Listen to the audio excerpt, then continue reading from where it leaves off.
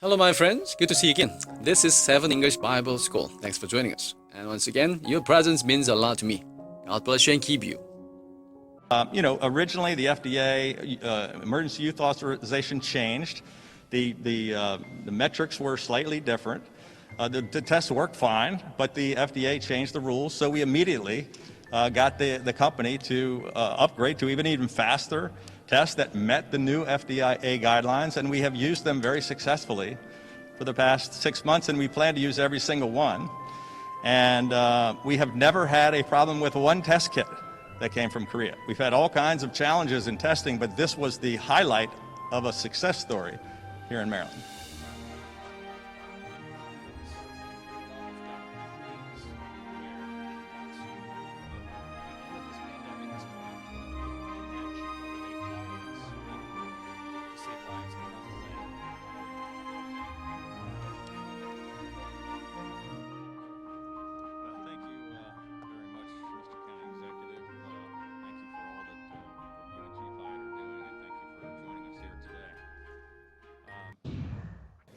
Earlier today, I joined, just before coming down here, joined another teleconference with members of the White House Coronavirus Task Force to discuss progress on Operation Warp Speed and vaccine development and distribution. They were all frank conversations about the challenges we face as the new surge of COVID-19 continues to rage across the country. Unfortunately, or fortunately, Maryland is still much better prepared than most states to withstand this surge, particularly when it comes to testing. On Saturday, we reported a new daily high of 51,510 tests completed. The cornerstone of our testing strategy has been and continues to be our 랩지노믹스 test from South Korea. We've used 394,545 of the 랩지노믹스 tests, including another 16,530 since Friday.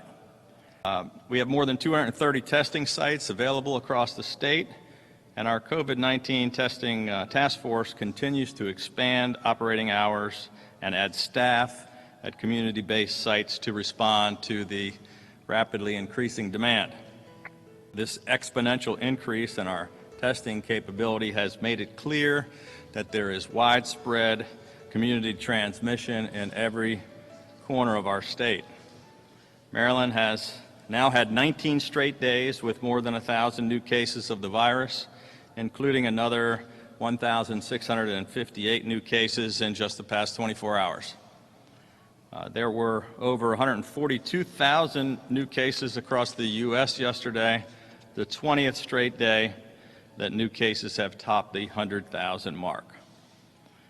Today, Maryland's 7-day positivity rate is 6.88%. Our COVID hospitalizations have increased by 80% over the past 2 weeks. As of today, 1,276 COVID patients are currently hospitalized in Maryland. Maryland is in the red zone for the number of cases per 100,000, and our average case rate has risen to 38.3, which is nearly a 36% increase in just the last week.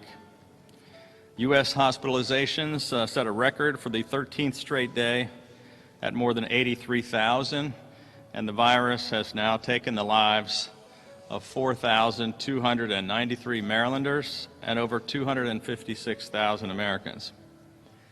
To address the rapidly rising cases and hospitalizations, we have taken additional new actions to keep our hospitals from overflowing and to stop more Marylanders from dying. A survey by AAA found that nearly 90% of Marylanders are not planning to travel for the Thanksgiving holiday. Limitations have been reinstated regarding visitation of hospitals and nursing homes. Maryland's statewide masking order remains in effect, which requires the wearing of masks or face coverings at any public indoor facility. All of these important actions are critically important to slow the spread of the virus and to fight this COVID surge. However, these important safety measures and public health orders are only effective if they are being followed and enforced. The vast majority of Marylanders and our small businesses in the state are doing the right thing and are going above and beyond to keep safe and to help us fight the virus. But as COVID fatigue has set in, some individuals and businesses have unfortunately started to become more lax at the very worst part of the pandemic. I know that there is growing frustration that we're still fighting this virus, and many people are struggling emotionally and financially, and this is causing a great deal of stress for nearly everyone. But following the public health directives is the only way that we will be able to stop this virus, to keep Maryland open for business, to keep our hospitals from overflowing, which is why it is absolutely critical that they must be followed.